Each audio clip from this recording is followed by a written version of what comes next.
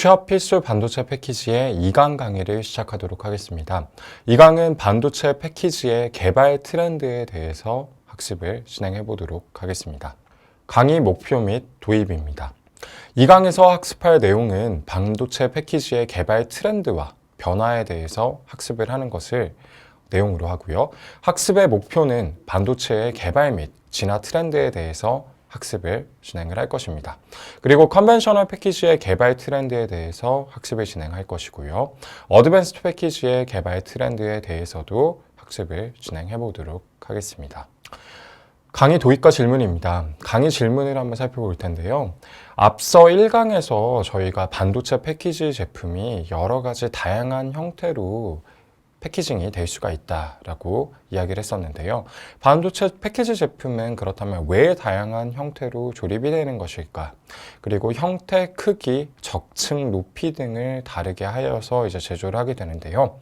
아래쪽에 이제 제가 도입한 그림을 살펴보신다면 SIP라고 적힌 것, 그리고 SD카드, 그리고 여러분들이 뭐 알고 있는 단어들이 어느 정도 있을 수도 있고요.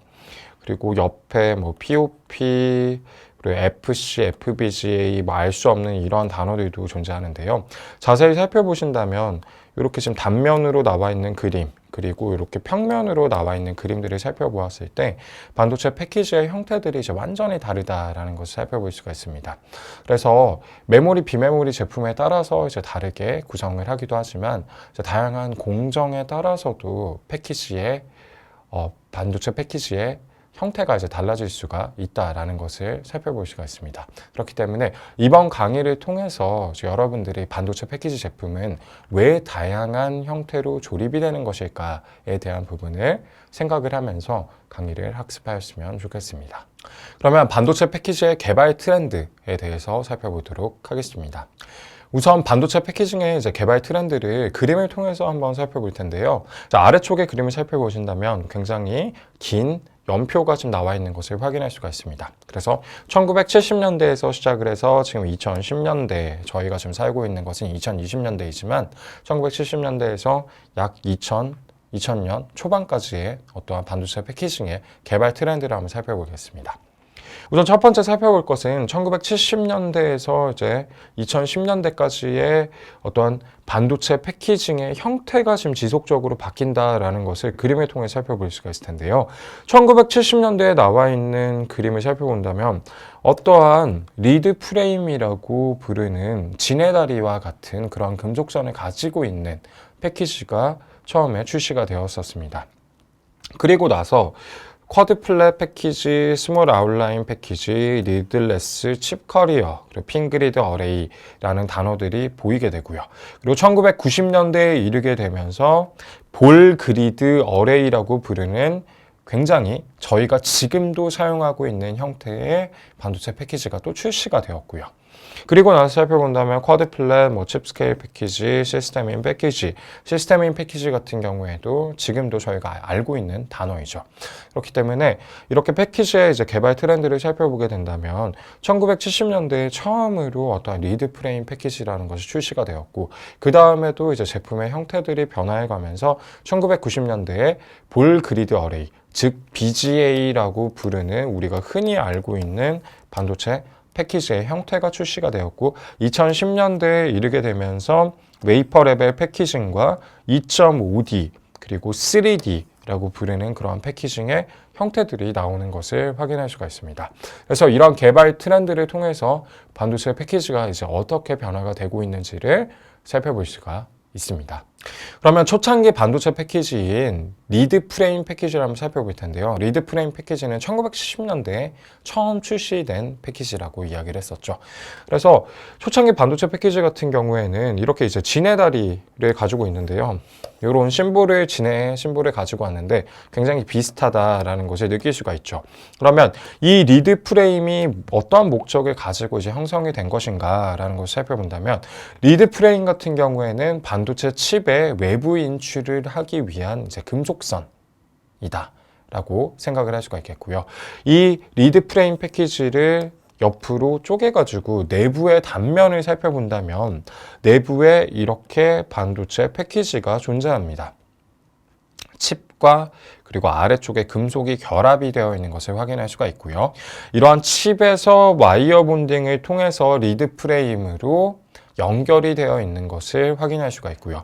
이러한 리드 프레임들이 다른 외부의 어떠한 전자 부품들과 연결이 또 되면서 이러한 리드 프레임들을 꽂으면서 다른 부품들이 놓여 있는 보드 혹은 회로의 리드 프레임을 통해서 이제 연결을 해줄 수가 있는 구조이다라는 것을 살펴볼 수가 있습니다. 그러면 이러한 리드 프레임 패키지는 사실 처음에 살펴보았을 때는 굉장히 다리의 숫자가 이제 적었습니다. 그래서 이러한 리드 프레임에서 더욱더 빠르게 반도체가 작동을 하기 위해서는 더욱더 이제 많은 전기적 인출을 담당할 수 있는 리드 프레임의 다리의 개수가 이제 늘어나야겠죠. 그렇기 때문에 1980년에서 1999년대에는 전자기기의 고도화에 의해 전기적 인출이 빠른 반도체의 필요성이 이제 요구가 되었기에 고도화된 반도체의 전기적 인출을 효과적으로 진행하기 위해서 초창기 패키지 대비 리드 프레임의 개수가 굉장히 많이 증가하였습니다. 그래서 이 아래쪽에 지금 그림을 살펴본다면 1970년대에 나온 리드 프레임의 개수는 그냥 눈으로 딱 봐도 쉽게 셀 수 있을 정도로 적었지만 1980년대에서 1990년대에 출시가 된 제품들은 이렇게 하나하나 뭐 세려고 하면은 셀 수는 있겠지만 이 사면을 다 세어본다라고 했을 때 굉장히 많은 수의 리드 프레임이 존재하는 것을 확인할 수가 있습니다. 그리고 현재도 리드 프레임 패키지는 단순한 구조에 따른 낮은 단가와 제조의 용이성으로 인해서 현재도 활용이 되고 있습니다.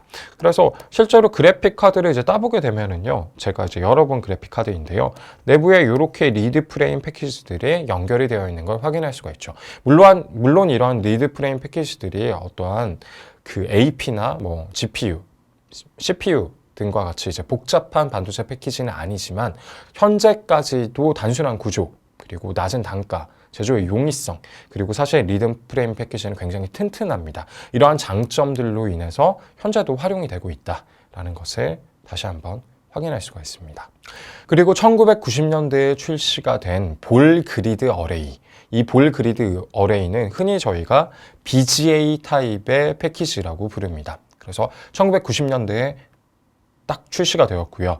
전자기기의 소형화와 고도화가 진행이 되면서 기존에 존재하던 리드 프레임 패키지로는 더 이상 소형화 그리고 고도화를 진행을 할 수가 없었기 때문에 리드 프레임 패키지보다 더욱 빠른 전기적 인출이 가능한 볼 그리드 어레이 타입의 이제 패키지가 출시가 되었습니다. 이러한 BGA 타입의 패키지는 반도체 칩을 PCB 기판에 연결하고 기판의 하단에 수많은 솔더볼들이 존재하는 타입의 반도체 패키지를 의미합니다. 그래서 리드 프레임 패키지와 그리고 이러한 볼 그리드 어레이 패키지의 단면을 그대로 비교를 해본다면 리드 프레임 패키지는 외부의 전기적 연결을 이러한 리드 프레임을 통해서 진행이 되고요. 볼 그리드 어레이 같은 경우에는 우리가 지금 흔히 알고 있는 반도체 패키지의 형태라고 볼 수가 있습니다. 그래서 하단의 기판에 이러한 수많은 볼들이 존재하고 옆에 그림을 살펴본다면 볼 그리드 어레이 타입의 반도체 패키지는 수많은 볼들을 통해서 어떠한 회로 혹은 마더보드에 연결이 되는 지금 형태의 반도체 패키지들을 의미합니다. 그래서 BGA 타입의 패키지는 반도체 칩에 PCB 기판에 연결하고 기판의 하단에 수많은 볼들이 존재한다. 그리고 지금 여러분들이 컴퓨터를 열어봤을 때도 여러분들이 스마트폰을 열어서 어떤 패키지들을 뜯어보았을 때도 대부분 다 볼 그리드 어레이 타입으로 이루어져 있습니다. 그렇기 때문에 본 강의에서 설명하는 반도체 패키지를 포함하여 국내외의 대기업에서 제조하는 반도체 패키지는 대부분 볼 그리드 어레이 타입에 이제 집중이 되어 있다라는 것을 다시 한번 강조를 드리도록 하겠습니다. 이러한 볼 그리드 어레이 타입 패키지의 장점에 대해서 한번 살펴볼 텐데요. 이러한 볼 그리드 어레이 타입의 패키지의 장점은 빠른 전기적 인출이 가능하다라는 것입니다. 결국에는 리드 프레임 패키지 대비 당연히 수많은 볼들이 다 따로따로 전기적 공급과 그리고 인출을 진행을 할 수 있기 때문에 리드 프레임 대비 훨씬 더 볼의 개수가 압도적으로 많기 때문에 당연히 전기적 인출이 빠를 수밖에 없고요. 전기적 인출이 빠르다라는 것은 반도체 칩에 더욱 복잡한 소자의 구현이 가능해집니다. 그렇기 때문에 앞선 이제 팩봉정에서 더욱더 복잡한 반도체를 형성을 하게 되더라도 이런 수많은 볼을 통해서 정기적인 인출을 진행을 할 수가 있기 때문에 볼 그리드 어레이 타입 패키지의 출현은 꼭 필수적이었다라고 생각을 할 수가 있겠고요. 그렇기 때문에 앞선 팹에서 반도체 칩을 작게 만들더라도 하단의 기판에 수많은 볼들을 통해서 우리가 정기적 인출을 효과적으로 진행을 할 수가 있다면 우리가 당연히 전자기기들도 이제 소형화를 시킬 수가 있을 것입니다. 그래서 정기적 인출이 더욱더 빠르고 더 많은 정기적 인출을 진행할 수 있는 BGA 타입의 반도체 패키지가 출현함으로 인해서 휴대폰, 노트북 그리고 IT 기기들의 소형화가 가속화가 되었습니다. 그래서 예시를 살펴본다면 저희가 예전에 사용하던 스마트폰 같은 경우에 스마트폰이 아니라 핸드폰이라고 해야겠죠. 핸드폰 같은 경우에는 정말 많은 반도체 패키지들이 이렇게 수많은 기판에 쫙 붙어 있었는데요. 그러한 것들이 이제 점점 소형화가 될 수 있는 이유가 이런 볼 그리드 어레이 타입의 빠른 정기적 인출이 가능해졌기 때문이다라고도 생각을 할 수가 있겠습니다. 그러면 실제적으로 이런 컨벤셔널 패키지에서 BGA 타입, 반도체 패키지 타입을 한번 좀 살펴볼 텐데요. 우리가 실제적으로 사용하는 스마트폰, 핸드폰, 컴퓨터, 노트북, SSD, 그리고 IT 기기 등 우리의 실생활에 밀접한 전자제품들은 거의 대부분 다 볼 그리드 어레이 타입의 반도체 패키지를 사용하고 있습니다. 그리고 자동차와 TV와 같은 이런 대형 전자제품의 경우에는 리드 프레임 패키지들이 현재도 이제 많이 적용이 되고 있어요. 그 이유는 앞서서도 이제 말씀드렸듯이 볼 그리드 어레이 타입은 빠른 정기적 인출이 가능하고 그리고 수많은 볼들을 붙여서 반도체 소자에 어떤 정기적 인출을 진행을 할 수가 있기 때문에 소형화에 훨씬 더 유리하다. 그래서 SSD와 스마트폰을 저희가 놓고 내부의 분해를 해서 살펴본다면 SSD의 내부를 살펴보시면은 이렇게 수많은 낸드 패키지들이 지금 붙어 있는데요.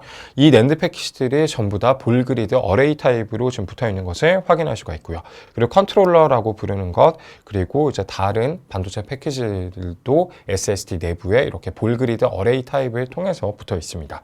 그리고 스마트폰도 마찬가지로 스마트폰을 뜯어서 내부를 살펴보게 된다면 스마트폰은 당연히 AP가 존재할 거고요. AP에 더불어서 이제 당연히 또 D램과 그리고 낸드도 함께 들어가 있을 텐데요. 이런 스마트폰 내부의 반도체 패키지들도 볼 그리드 어레이 타입의 반도체 패키지들이 붙어 있다라는 것을 확인할 수가 있습니다.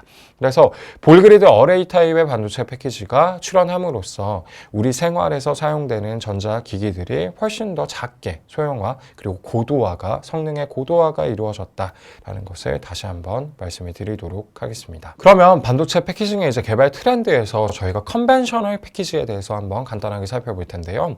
컨벤셔널 패키지는 두 가지 제품으로 그냥 정리가 될 수 있습니다. 와이어 본딩과 플립칩 패키지로 정리가 될 수 있고요. 본 강의에서 컨벤셔널 패키지는 주로 이제 와이어 본딩 혹은 이제 플립칩 딱 두 가지로 정리를 할 거고요. 앞서서 살펴보았듯이 리드 프레임도 현재는 사용이 되지만 하지만 우리 실생활에 사용이 되는 정말 밀접한 기기들, 스마트폰, 태블릿, 컴퓨터 그리고 노트북 같은 것들은 다 이런 와이어 본딩 플립칩 타입의 BGA 타입의 반도체 패키지를 사용을 하기 때문에 이러한 BGA 타입의 반도체 패키지를 저희는 학습을 하도록 하겠습니다. 그래서 BGA 타입의 컨벤셔널 패키지는 하단의 PCB 기판에 당연히 솔더볼이 부착이 되어 있겠죠. 그래서 컨벤셔널 패키지라고 한다면 리드 프레임을 의미하는 것이 아니라 BGA 타입을 의미하는 것인데 BGA 타입의 와이어 본딩 혹은 BGA 타입의 플립칩 패키지를 의미하는 것이구나 라는 것을 이제 여러분들이 생각을 할 수가 있겠고요. 실제적인 그림을 살펴본다면 와이어 본딩 타입도 플립칩 타입도 하나는 D램, 하나는 이제 CPU와 같이 메모리와 비메모리 제품에 적용이 되는 반도체 패키지들이지만 하단의 기판을 살펴본다면 이렇게 솔더볼들이 붙어 있습니다. 그렇기 때문에 BGA 타입의 반도체 패키지이다 라고 저희가 정의를 내릴 수가 있겠습니다. 그러면 와이어 본딩 패키지에 대해서 조금 더 상세히 살펴볼 텐데요. 와이어 본딩 패키지는 컨벤셔널 패키지 중에 주로 낸드와 같은 메모리 반도체 패키지의 제조 방식입니다.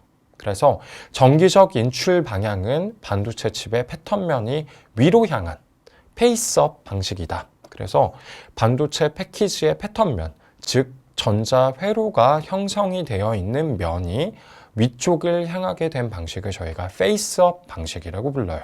그래서 반도체 칩과 와이어 그리고 PCB 기판, 솔더볼로 전기적 인출이 진행이 됩니다. 그래서 전기적 인출 방향을 그림에 표기를 하였는데요. 패턴면에서 전기가 나와서 와이어 본딩을 통해서 그리고 PCB를 통해서 솔더볼을 통해서 외부로 인출이 되는 것을 확인할 수가 있죠. 반대편의 그림을 살펴본다면 패턴면과 와이어와 그리고 PCB 기판 연결이 되어 있고 PCB 기판의 하단에는 솔더볼이 부착이 되어 있는 형태이다 라는 것을 확인할 수가 있습니다. 그래서 이러한 와이어 본딩 타입의 반도체 패키지는 페이스업 방식으로 이제 위쪽으로 전기적 인출이 진행을 하지만 결과적으로는 이러한 솔더볼 쪽으로 전기적 인출이 연결이 된다라는 것을 확인할 수 있습니다. 이러한 와이어 본딩 타입의 패키지는 그렇다면 페이스업 방식으로 진행이 되는데 어떻게 하면 우리가 와이어 본딩을 다단 적층을 할 수 있을까라는 것을 좀 한번 생각을 해볼 텐데요. 와이어 본딩 패키지 같은 경우에는 다단 적층이 우선 가능합니다. 다단 적층이 이제 가능한 형태를 저희가 그림을 통해서 살펴볼 텐데요. 이렇게 다단 적층이 우선 가능한 패키지를 저희가 3D 패키지로 명명을 합니다. 그게 와이어 본딩이 됐든 플립칩이 되었든 다단으로 적층이 되어 있는 패키지를 모두 우리가 3D라는 명칭을 붙여서 3D 패키지라고 부르고요. 와이어 본딩 같은 경우에는 어떠한 식으로 이제 다단 적층을 진행하는지를 살펴본다면 이렇게 페이스업 방식이기 때문에 패턴면이 이렇게 위쪽을 이제 향해 있을 텐데요. 그 위쪽에서 지금 살펴보신다면 끝부분에만 와이어 본딩들이 이제 연결이 되어 있는 걸 확인할 수가 있어요. 그렇기 때문에 실제적으로 반도체 소자들끼리 이제 연결이 되는 전기적 인출이 되는 부분들은 이런 식으로 끝부분에 다 모여 있다라고 생각을 할 수가 있겠죠. 그러면은 끝부분에 모여 있기 때문에 이 중간에 다프라고 하는 어떠한 접착성의 필름이 들어가는데 이러한 필름의 요 전기적 인출이 방해를 받지 않고 밑에 PCB 기판으로 효과적으로 이제 연결이 될 수 있기 때문에 이러한 방식으로 와이어 본딩의 3D 적층이 이루어진다라는 것을 확인할 수가 있습니다.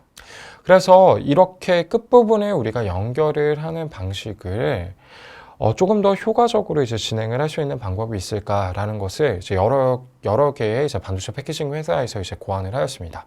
그래서 와이어 본딩 패키지를 더욱 높게 이제 다단 적층하기 위해서 아까처럼 이제 끝부분에만 연결하는 방식으로는 또 높게 올라가는데 한계가 존재하였기 때문에 이 엣지 다이 스태킹 방식을 통해서 반도체 패키지의 형태를 약간씩 꺾으면서 위쪽으로 이제 적층을 하는 방식이 또 고안이 되었고요. 살펴본다면 이렇게 마찬가지로 끝부분에 와이어 본딩들을 효과적으로 연속적으로 연결을 하여서 지금 적층하는 방식으로 구현이 되어 있는 것을 확인할 수가 있습니다. 그래서 끝부분에 와이어 본딩이 연결이 되고 비스듬하게 연결을 적층을 하는 방식을 우리가 엣지 다이 스태킹 이라고 부릅니다. 그래서 이러한 방식을 통해서 와이어 본딩 패키지를 효과적으로 위쪽으로 3D로 적층을 할 수 있다라는 것을 살펴볼 수 있습니다. 다음은 플립칩 패키지에 대해서 살펴볼 텐데요. 컨벤셔널 패키징 중에서 플립칩 패키지는 반도체 칩의 패턴면이 아래로 향해 있는 페이스 다운 형태입니다. 그리고 패턴면과 PCB를 솔더 범프를 통해서 직접적으로 연결을 합니다. 그러면 와이어 본딩과 플립칩을 비교를 해본다면 아까 와이어 본딩 같은 경우에는 페이스업 방식이기에 어떠한 패턴면에서 와이어 본딩 쪽으로 인출이 되고 그 다음에 PCB 쪽으로 인출이 되어서 이렇게 전기적 인출이 좀 돌아가는 방식이다라고 한다면 플립칩 패키지 같은 경우에는 패턴면이 하단에 있기 때문에 솔더 범프라고 부르는 것을 통해서 이렇게 바로 직접적으로 인출이 가능하다라는 것을 확인할 수가 있습니다. 그렇기 때문에 와이어 본딩 대비 빠른 전기적 인출이 가능하며 고성능이 요구되는 비메모리 제품에 주로 활용이 되는 방식이다라는 것을 확인할 수가 있습니다. 물론 와이어 본딩도 플립칩 패키지도 둘 다 솔더볼을 통해서 최종적인 전기적 인출이 되는 것을 다시 한번 확인할 수가 있고요. 이러한 플립칩 패키지에서 사용이 되는 솔더 범프에 대해서 우리가 조금 더 생각을 해볼 텐데요. 플립칩 패키지는 패턴면 하단에 솔더 범프를 통해서 PCB 기판과 연결이 된다. 그렇기 때문에 반도체 칩의 패턴면의 하단에 어떠한 솔더 범프라고 하는 것들이 이렇게 붙어 있습니다. 그래서 패턴 면에서 숄더 범프를 통해서 PCB 기판에 하나하나 이런 숄더 범프들이 연결이 되면서 반도체 칩이 실장이 되는 것이다 라는 것을 생각을 해볼 수가 있겠습니다. 그래서 숄더 범프의 위치에 맞게 PCB 기판의 표면에 실장할 수 있는 패드가 존재하고요. 그거에 맞춰서 플립칩 패키지를 저희가 조립을 하게 된다라는 것을 확인할 수가 있죠. 그래서 와이어 본딩보다 훨씬 더 이제 빠른 전기적 인출이 가능하다라는 것을 다시 한번 살펴볼 수가 있습니다. 그러면 숄더 범프를 조금 더 자세히 살펴볼 텐데요. 숄더 범프는 말씀드렸듯이 이러한 패턴면의 하단에 전기적 인출을 위해서 존재하는 그러한 성분이다, 금속 성분이다 라는 것을 확인할 수가 있는데, 이러한 다양한 크기와 숄더 범프는 다양한 크기와 조성의 이제 숄더 범프로 제조가 될 수 있습니다. 그래서 숄더 범프는 예전에는 주석과 납을 섞은 형태로 이제 만들었었어요. 그런데 환경 규제에 의해 납 성분을 더 이상 이제 사용할 수가 없게 되었습니다. 그래서 현재 저희 주위에서 이제 납땜이라는 단어를 주로 들을 수가 없게 되었죠. 그래서 숄더 범프의 이제 성분도 바뀌게 되었고요.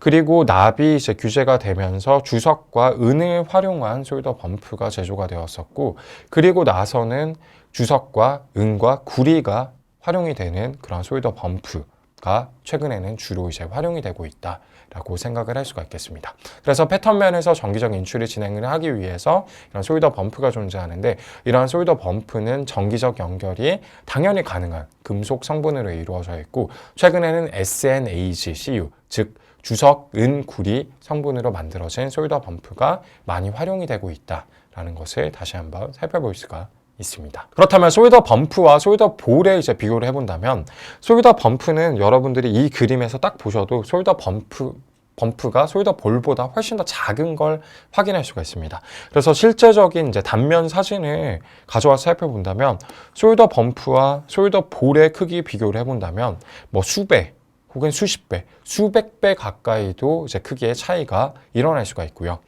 숄더 범프 같은 경우에는 반도체 칩과 그리고 그것을 연결하는 기판 PCB를 이제 연결하기 위한 금속 성분이다라고 한다면, 숄더 볼 같은 경우에는 반도체 패키지를 훨씬 더 큰 마더보드 혹은 이제 회로에 실장하기 위해 부착되는 금속이기 때문에 훨씬 더 큰 사이즈로 제조가 되는 것을 확인할 수가 있습니다. 물론 구성 성분은 거의 동일하다라고 생각을 할 수가 있습니다. 그리고 이제 컨벤셔널 패키지가 저희가 한 2000년대 정도까지 이제 컨벤셔널 패키지에 대한 것들은 현재 나와 있는 기술들은 사실 거의 대부분이 완성이 되었다라고 생각을 할 수가 있겠고요. 2010년대에 이르러서 이제 웨이퍼 레벨 2.5D, 뭐 3D 시스템인 패키지와 같은 이런 어드밴스드 패키지 기술들이 이제 도래가 되었습니다. 그래서 컨벤셔널 패키지 기술에 이어서 어드밴스드 패키지 기술이 개발이 되었고, 이러한 어드밴스드 패키지 기술은 TSV를 활용한 HBM, WLP 그리고 PLP를 의미를 하고, 이러한 것들을 모아서 이제 만드는 시스템인 패키지까지도 어드밴스드 패키지의 기술로 저희가 생각을 할 수가 있겠습니다. 그래서 어드밴스드 패키지의 정의는 컨벤셔널 패키지 대비 전기적 성능과 공정성을 높이고 그리고 경박 단소를 구현하고자 하는 것에서 어드밴스드 패키지가 출발이 되었는데요. 우리가 앞서 살펴보았듯이 컨벤셔널 패키징은 PCB 기판을 활용을 해줍니다. 그런데 이러한 PCB 기판을 RDL로 대체를 합니다. 재배선층을 통해서 대체를 하고요. 공정의 단위를 PCB 단위에서 웨이퍼 혹은 패널 레벨로 상승을 시켰기 때문에 공정성이 더 좋아지는 결과를 확인을 할 수가 있습니다. 그래서 WLP 그리고 PLP 제품은 플립칩 패키지와 전기적 인출 방향 등의 형태가 이제 유사하지만 PCB를 활용을 하지 않고 이제 RDL을 활용을 해주고 공정의 단위가 훨씬 더 커졌다라는 이제 장점이 존재하기 때문에 컨벤셔널 패키징에서 이제 어드밴스드 패키지로 지속적으로 패키징 회사들이 기술을 발전시켜 나가려고 하는 것이고요.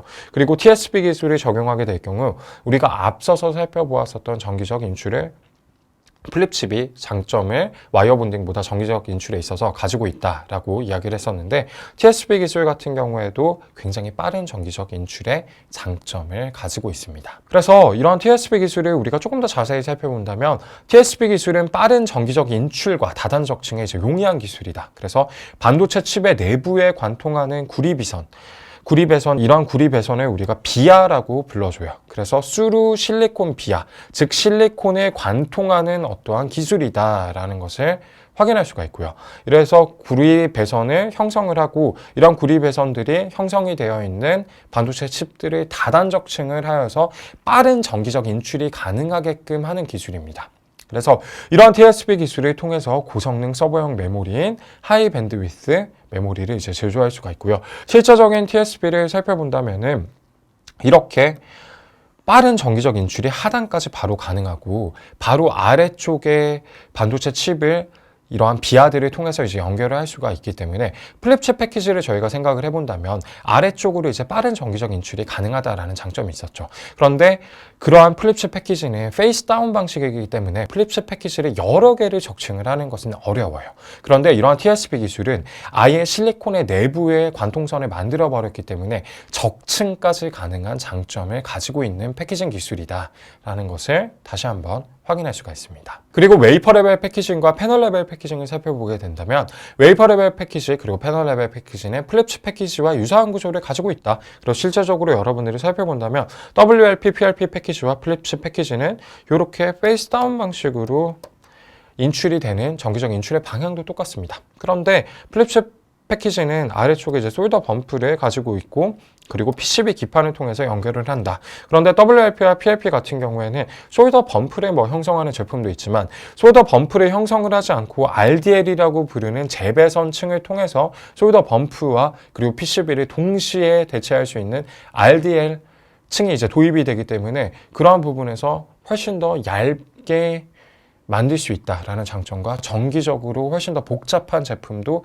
만들어낼 수 있다라는 장점을 가지고 있습니다. 그래서 실제 RDL이 형성된 웨이퍼를 살펴보신다면 PCB 단위보다 훨씬 더 크게 이제 웨이퍼 단위로 바로 직접적으로 패키징을 진행을 할 수 있기 때문에 이런 웨이퍼 레벨 패키징과 패널 레벨 패키징이 최근에 정말 많은 관심을 받고 있는 기술이다라는 것을 다시 한번 확인할 수가 있습니다. 이 강에서는 저희가 반도체 패키지의 개발 트렌드에 대해서 살펴보았습니다. 그래서 초창기의 반도체 패키지는 지네다리를 가진 리드 프레임 형태로 이제 제조가 되었었는데요.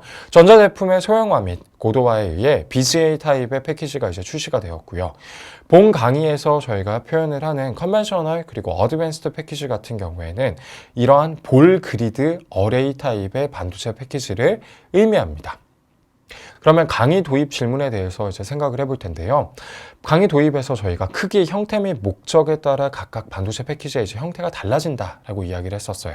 그럼 옆에 그림을 살펴본다면 이제 저희가 자동차 내에도 이제 수많은 반도체 패키지들이 들어가는데요. 이런 반도체 패키지들의 형태가 다 다릅니다. 다르기 때문에 전자부품의 고도화와 소형화에 의해 반도체 패키지의 개발 트렌드도 이제 지속적으로 변화했고 지금도 사실 볼그리드 어레이 타입만 활용이 되는 것이 아니라 목적에 따라서 우리가 전자제품의 크기가 크다면 혹은 자동차에 적용이 된다면 TV에 적용이 된다면 당연히 더 튼튼하고 그리고 가격이 더 저렴한 리드 프레임 패키지를 활용을 할 수가 있겠죠. 이러한 부분들에 따라서 크기, 형태 및 목적에 따라서 다양한 반도체 패키지들이 지금도 제조가 되고 있고 그러한 타입에 따라서 다른 반도체 패키지 공정들이 적용이 되고 있다라는 것을 생각을 해볼 수가 있겠습니다. 그러면 2강 강의를 여기까지 하고 마치도록 하겠습니다.